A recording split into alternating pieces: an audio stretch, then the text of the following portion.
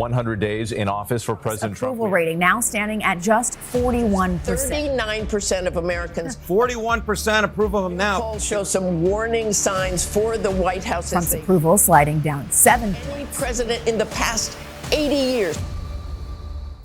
You know, we can say a lot of things about Donald Trump, and people do. But if there is one thing we've got to admire, it's his absolute commitment to never learning a thing and never knowing when to keep your mouth shut. Seriously though, if flying was an Olympic sport, Trump wouldn't just win gold. They would probably have to rename the event after him. And well, he was out there, again, reminding us all why Trump's gonna Trump. Okay, but honestly, what he is saying is so ridiculous. I'm always having to triple check everything I'm seeing because it's always just so outrageous. I can't seem to wrap my brain around how it could possibly be true. But before we get to the jaw-dropping nonsense and the things he posted the other night, we need to set the stage a little. Trump just got absolutely torched in a brutal new set of polls. This week marks 100 days in office for President Trump. We have that new ABC News Ipsos poll out this morning on the president's job approval rating.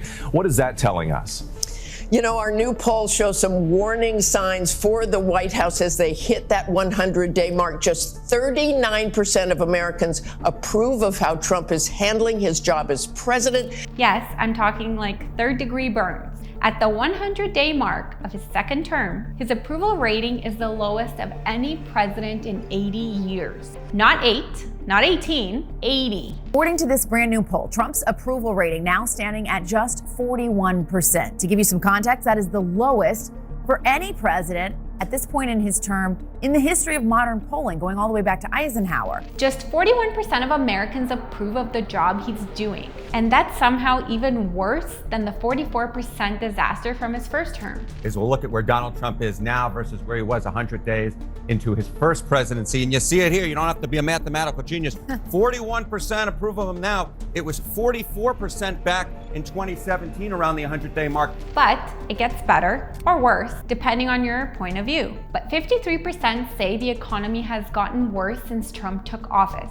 72% believe his economic policies are steering US straight toward a recession, and 54% say they don't trust him to use presidential power responsibly. Views of Trump's performance, 53% say the economy has gotten worse since Trump took office, and 72% say it's very or somewhat likely that his economic policies will cause a recession. So a lot of fear and negativity out there, Whit. A lot of his initiatives, like cutting medical research funding and ending birthright citizenship, are also not sitting well with the public as well.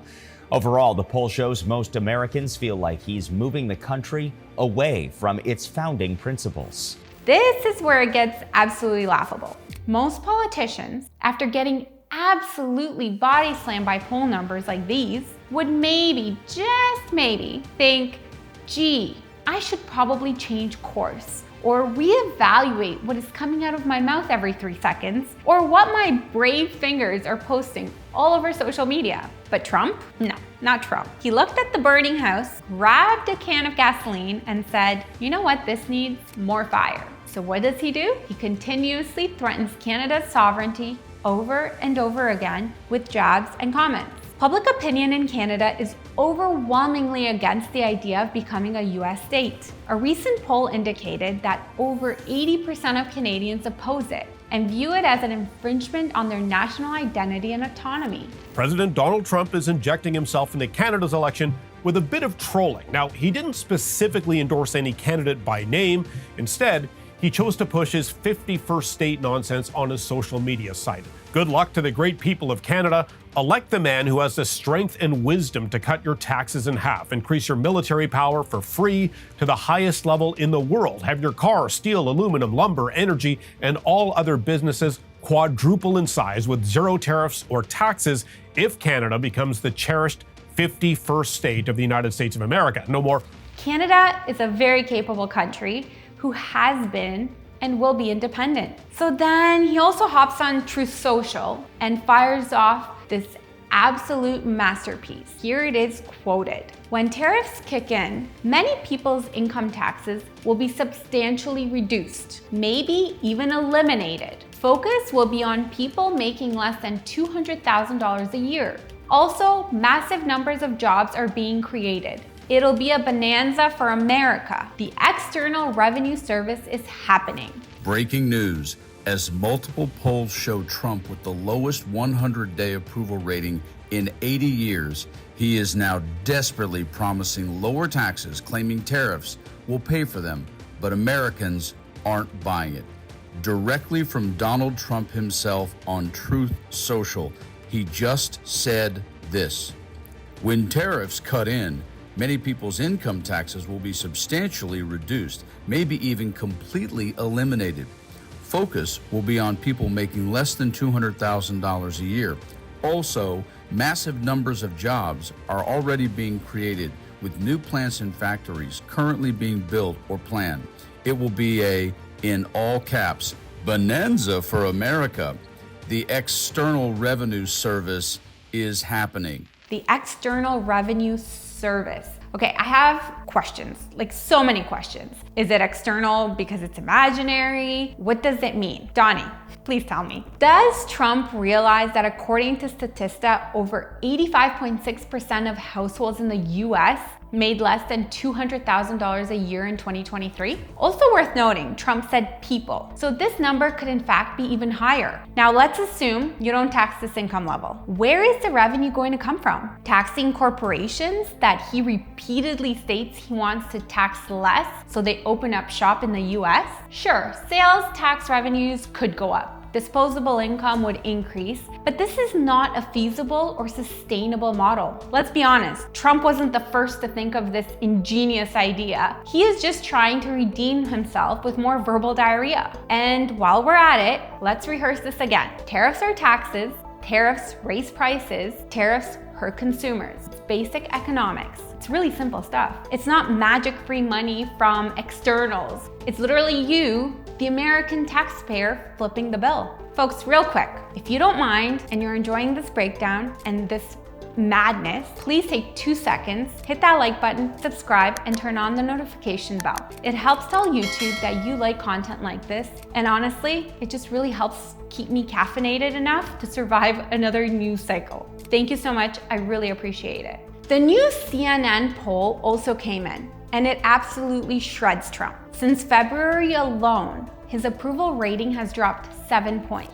Trump himself said at the 100-day mark of his first term back in 2017. Trump's approval sliding down 7 points from just late February. Among independents, he's now sitting at 31% approval. Even among Republicans, cracks are starting to form. Top GOP donors are openly admitting that they're worried he's wrecked America's global reputation. As one Republican insider said, Trump's chaos is catching up to him. And it's not just bad for him, it's a looming disaster for Republicans in Congress in 2026. The translation? If Trump keeps being Trump, Republicans might not just lose the House. They could get buried under Democratic landslides so bad, they'll be holding caucus meetings at their local Arby's. Now, you might think, wow, with numbers that bad, surely Trump is huddled with advisors, strategizing, trying to fix things. But no, Trump's strategy is basically find new magic beans to sell, promise them with wizard energy, and hope nobody asks any questions. And right now, his latest bag of magic beans is called Tariffs Will Save Your Taxes. I'm warning you, this is a big spoiler alert, they will not. But does Trump seem worried? He's just out here spinning another fairy tale, yelling External Revenue Service like it's gonna summon some economic miracle. Honestly, at this point, it's less politics and more performance. And based on how the polls are looking, the audience is starting to walk out. All right, folks, well, thank you so much for joining me on this video. Please give me a big thumbs up and subscribe for more videos like this, and stay tuned for the results of the Canadian elections. Thank you so much for watching.